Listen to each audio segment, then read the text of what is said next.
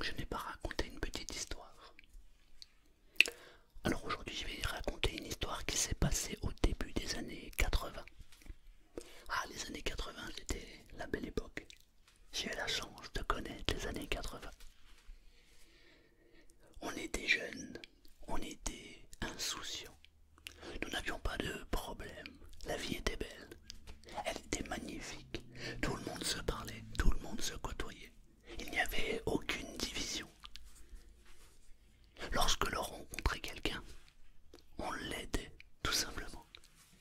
La musique des années 80, bah, c'était magnifique. D'ailleurs, je remarque qu'aujourd'hui, lorsqu'il y a des soirées, les gens écoutent beaucoup les musiques des années 80. C'était des très belles années. En ce début d'année 1980, en banlieue parisienne, du côté de Grigny, dans le 91, il s'est passé quelque chose d'exceptionnel. Il y a Pierre et François qui marchent et qui vont en direction de leur école. Ils marchent.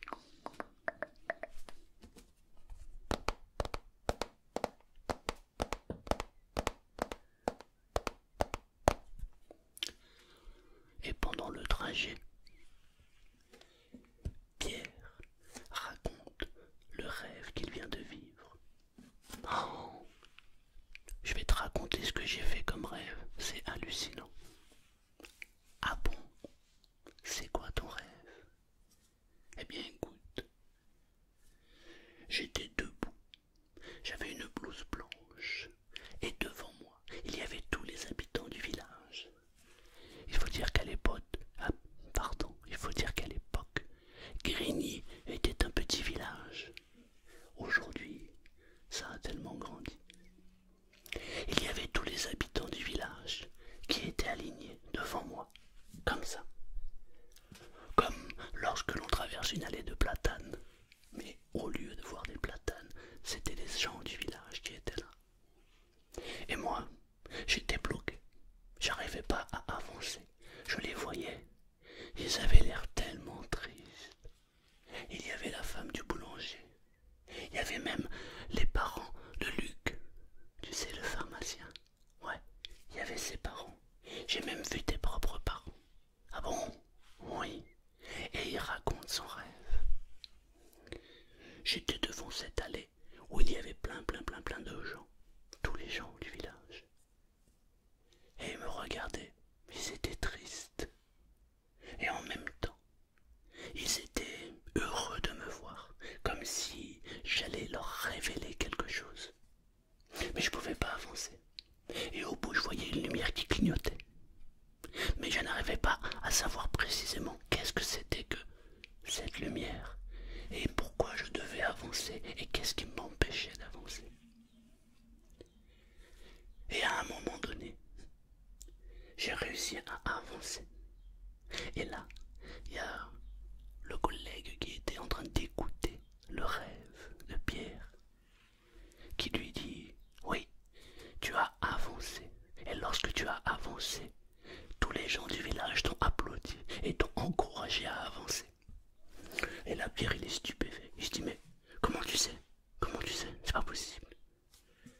Il lui raconte mot pour mot le rêve qu'il venait de faire. Alors il n'en revient pas. Et il lui raconte et il lui dit: j'ai fait le même rêve que toi. Et ils se racontent tous les deux les détails du rêve qu'ils avaient fait. Ils ont vécu le même rêve avec les mêmes personnages. Ils arrivent à l'école. La sonnerie retentit. Ils rentrent en classe. Ils ne sont pas assis l'un à côté de l'autre. Et chacun des deux raconte le rêve qu'ils ont vécu à leur camarade de classe qui est assis à côté d'eux. Et il y a un silence de mort parce que les deux autres élèves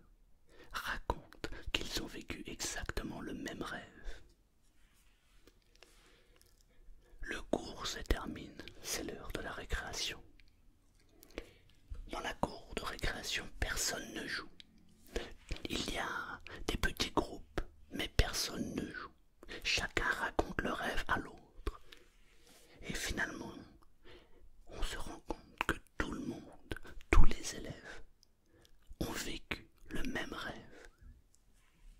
Ça devient étrange. Comment est-ce possible que toute une classe soit capable de vivre et de rêver du même rêve? Il se passe la journée, les élèves rentrent à la maison, et le lendemain, rebelote. Tout le monde revient à l'école, et dans la cour de récréation, il n'y a pas un bruit. La maîtresse qui donnait les cours est étonnée, elle se demande mais que se passe-t-il? Elle va à la fenêtre, elle regarde. Elle est étonnée, il n'y a personne qui court, personne ne crie. Il n'y a qu'un groupe d'élèves au milieu de la cour et tout le monde est en train de discuter à voix basse. Il faut dire que les élèves sont en train de se raconter le rêve qu'ils ont fait cette nuit-là. C'est donc le deuxième jour. Et alors, chacun raconte la suite du rêve. Ils avancent. Il y a tous ces gens du village. Et plus ils avancent, et plus ils s'approchent de cette lumière qui est au bout du chemin. Et lorsqu'ils passent, les gens, il y a un portail noir. Ils poussent le portail noir. Ils entrent à l'intérieur d'un grand bâtiment. Un immense bâtiment.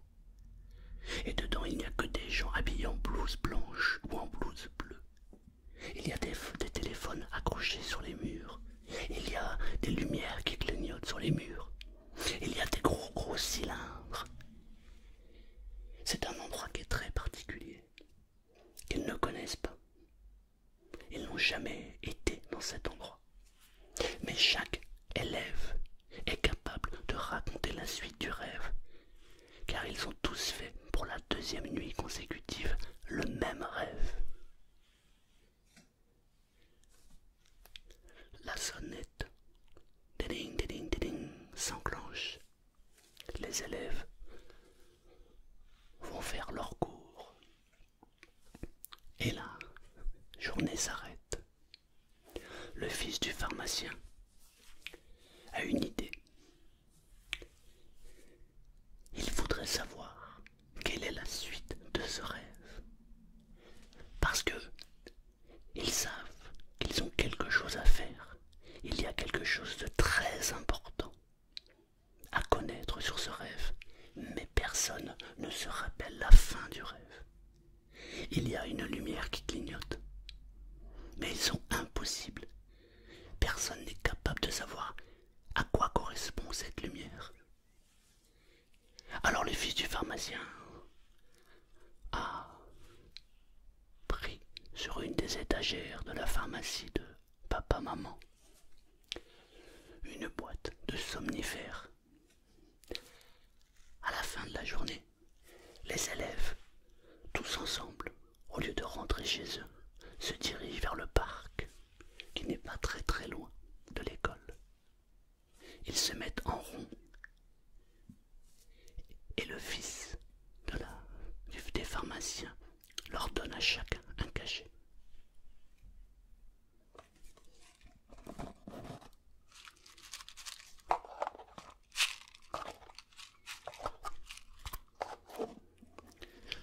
Et chacun avale son cachet. Pendant ce temps-là, il y a la maîtresse qui donnait le cours, qui sort de l'établissement, qui monte dans sa voiture et qui va rentrer chez elle. Elle démarre la voiture et elle commence à avancer. Et là, elle voit ce manège étrange. Elle se dit, mais que font ces jeunes?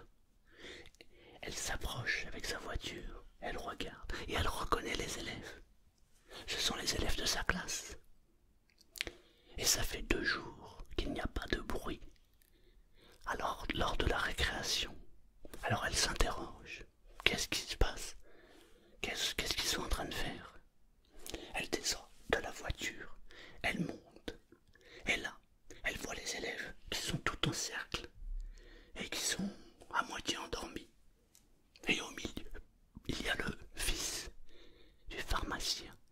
qui a une boîte dans la main. Elle court, elle saisit la boîte, elle voit que ce sont des somnifères. Ah, elle prend peur. Mais qu'est-ce que tu as fait? Qu'est-ce que tu as fait? Et ils sont tous endormis maintenant. Ils dorment tous profondément. Ils sont tous en train de faire un rêve. Alors le fils du pharmacien leur raconte à la maîtresse. Eh bien c'est simple, nous avons fait tous le même rêve depuis 2 jours, mais on ne connaît pas la fin du rêve. Mais on est tous convaincus au fond de nous que nous avons quelque chose à dire. On est tous convaincus qu'on doit faire quelque chose, mais on ne sait pas quoi. Alors j'ai eu l'idée d'endormir tous les élèves, et ensuite, lorsque les élèves vont se réveiller, je noterai sur un papier le rêve qu'ils ont fait. Comme ça, s'il y a plus de la moitié des gens qui ont fait le même rêve, alors on aura la réponse à notre rêve, parce qu'on sait que c'est quelque chose de très très important. La maîtresse le prend pour un fou. D'ailleurs, elle prend tous ces gens qui sont là, tous ces élèves, pour des fous. Mais elle prend peur. Ils sont tous en train de dormir à cause d'un somnifère. Alors ni une ni deux. Elle lui dit, je te préviens, tu restes ici, tu surveilles tout le monde. Je vais au village. Je vais chercher de l'aide, parce qu'on ne peut pas les laisser comme ça. Je ne sais pas quelle dose tu leur as donnée, mais on ne peut pas faire ça. On ne peut pas les laisser comme ça. Elle remonte dans sa voiture. Elle file au village. Elle commence par avertir le pharmacien, qui lui prend peur. Il pense aux conséquences. Qu'est-ce que son fils a fait comme bêtise? Il a donné des somnifères à toute la classe. Il prend peur. Alors, il ne demande pas son reste et il court directement vers le parc. Et alors elle crie et à la meute, la boulangère, la coiffeuse, le teinturier, le serrurier, et tout le monde se met à sortir dans le village. Et elle crie, les enfants sont sur la colline, dans le parc, ils ont avalé des médicaments pour dormir, des somnifères. Venez vite. Et tout le monde se met à courir vers le parc. Et tout le monde monte. Et ils arrivent et ils voient les enfants. Quelques enfants sont déjà réveillés. Et le fils du pharmacien est en train de noter le rêve. Arrivé en haut, la maîtresse s'adresse au pharmacien et lui dit, qu'est-ce qu'on peut faire maintenant? Le pharmacien réfléchit. Elle leur raconte l'histoire. Ils ont tous fait le même rêve et ils veulent connaître la fin du rêve. Qu'est-ce qui a bien pu se passer dans leur tête pour faire ça? Le pharmacien dit, bon, maintenant la bêtise est faite. On ne peut que attendre que les enfants se réveillent. Alors là, une longue attente va commencer. Il faut attendre que le cachet ait fini de faire son effet et que les élèves se réveillent. Il y a quelques parents qui ne veulent pas attendre. Ils ont bien trop peur, alors ils secouent leurs enfants pour les réveiller plus vite que les autres. Mais le cachet fait son effet. Et on attend 1 heure, 2 heures, 3 heures. Et au bout d'un certain temps, ça y est, les élèves commencent à se réveiller. Donc on note. Et tous les élèves racontent la même chose. J'étais devant une rangée d'humains. Et chaque élève dit, toi vous y étiez, vous aussi madame la boulangère, et vous aussi madame la coiffeuse. Oh le serrurier, vous étiez là aussi. Ah puis il y avait le papa de Franck, etc., etc. Vous étiez tous en ligne, vous faisiez tous la tête. J'avais une blouse blanche, et je vous regardais, je ne savais pas quoi faire. Et à un moment, j'ai pris mes forces et j'ai commencé à avancer. Et au bout de ce chemin, il y avait un portail noir. J'ai poussé ce portail noir. Je suis entré. Devant moi, il y avait un grand bâtiment. J'ai poussé la porte. Je suis rentré à l'intérieur de ce bâtiment. C'est un bâtiment qui est très grand. On ne rentre pas comme ça dans ce bâtiment. C'est un bâtiment qui est ultra sécurisé. D'ailleurs, à l'entrée, il y a des gardes. Mais moi, j'ai pu rentrer. Il y avait des gros cylindres avec de l'eau. Il y avait une échelle rouge. Et tout au bout là-bas,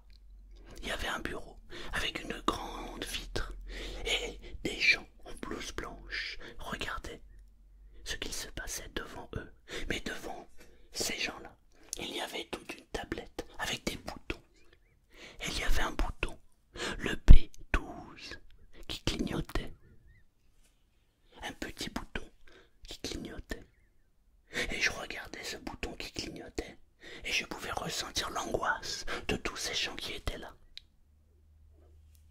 Et je me suis approché, j'ai appuyé sur le bouton B12 et tout le monde a crié de joie. C'est ce qu'un des élèves finit par raconter. Voilà, ils avaient enfin trouvé quelle était cette fameuse lumière qui clignotait. C'était la B12. Un autre élève se réveille et il raconte exactement le même rêve. Puis un troisième élève, un quatrième, un cinquième, jusqu'à ce que toute la classe se réveille. Et tous, sans exception, racontent exactement la même chose. Alors ça commence à chasser dans le village. Qu'est-ce que veut dire ce rêve? Chacun reprend son enfant et rentre à la maison. L'institutrice rentre chez elle et continue son travail d'institutrice. Elle prend des dossiers et elle se demande quel travail elle va pouvoir faire, quel travail elle va pouvoir demander à faire aux élèves. Je sais pas si c'est bien français.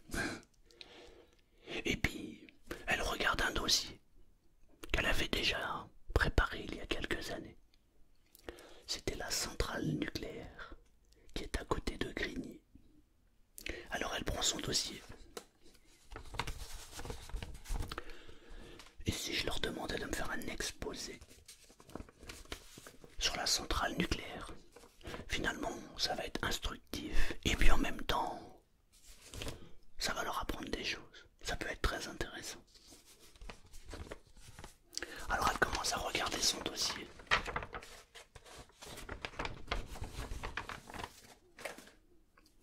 Et il y a des photos dans ce dossier. Et elle remarque qu'il y a un portail noir. Et puis il y a aussi un grand bâtiment. Il y a des gens qui surveillent cette centrale. On ne rentre pas comme ça dans la centrale nucléaire. Il y a deux énormes cylindres. Et d'un coup, elle repense à ses élèves. Et ni une ni deux, elle prend son téléphone. Elle cherche le numéro de la centrale. Elle regarde dans le bottin.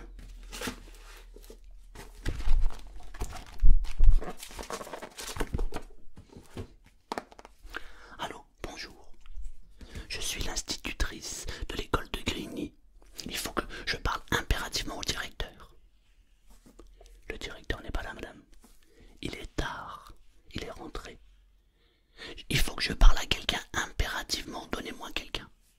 Bah écoutez, je vais vous passer un ingénieur qui est encore dans les locaux. Allô, bonjour, j'écoute. Bonjour, monsieur. Je suis l'institutrice de l'école de Grigny. Bien vous en face, madame. Voilà. J'aimerais savoir, est-ce que lorsque l'on rentre dans votre centrale, il y a les deux cylindres, un à gauche et un à droite, en face, il y aurait un escalier rouge? Oui. Est-ce qu'à droite de cet escalier, il y a une turbine qui est d'une couleur bleu marine? Oui. Est-ce que au bout de cette turbine, quand on regarde sur la gauche, il y a des bureaux vitrés? Madame, ceci est confidentiel. Nous ne pouvons pas nous permettre de vous dire qu'est-ce qu'il y a à l'intérieur. Mais vous commencez à m'intriguer. Comment savez-vous ça? Là, la maîtresse prend peur. Elle est en train de réaliser que ce qu'ont dit les enfants, c'est l'intérieur de la centrale. Ah, monsieur, est-ce que lorsque vous êtes devant vos bureaux, devant vous, il y a une lumière qui clignote? Et c'est la lumière numéro B12. Là, il y a un blanc. Alors elle attend. Allô, allô. Ne quittez pas, madame. L'ingénieur reprend le poste intérieur. Il prend une ligne. Et il demande à ceux qui sont au poste de garde de vérifier si la B12 clignote. On lui dit que non. Alors il reprend son téléphone et il dit à la maîtresse: non madame, là le numéro B12 ne clignote pas. Alors elle raccroche. Elle se dit: je suis complètement folle, c'est n'importe quoi. J'ai fait n'importe quoi. 15 minutes plus tard, l'ingénieur appelle l'institutrice. Il faut dire qu'à cette époque, tout le monde connaît tout le monde. Il n'y a pas non plus des millions de personnes. C'est des petits villages. L'ingénieur appelle et lui dit: Madame, merci beaucoup. L'institutrice ne comprend pas. Pourquoi? Figurez-vous, madame, que lorsque vous m'avez appelé, la B12 ne clignotait pas. Mais lorsque j'ai raccroché, le fait que vous m'ayez demandé, la personne qui était devant le poste de sécurité, au moment où j'ai raccroché, a constaté que la B12 clignotait. Le fait qu'elle ait clignoté a engendré un système de sécurité. S'il n'avait pas regardé, s'il n'avait pas vu cette lumière clignoter, la centrale aurait certainement sauté. Waouh! Et voilà comment cette histoire se finit. Mais ce n'était qu'un rêve étrange, certes, mais ce n'était qu'un rêve. Cette histoire est tirée des histoires extraordinaires de Pierre Bellemare, mais en règle générale, ce sont des histoires qui sont tirées de la réalité, des histoires qui sont étouffées, dont on ne veut pas entendre parler. En même temps, il est vrai que on n'a pas envie de savoir si on est passé à ça ou à ça de l'explosion d'une centrale nucléaire. En tout cas, les enfants ont tous eu une très bonne note à leur exposé sur la centrale nucléaire.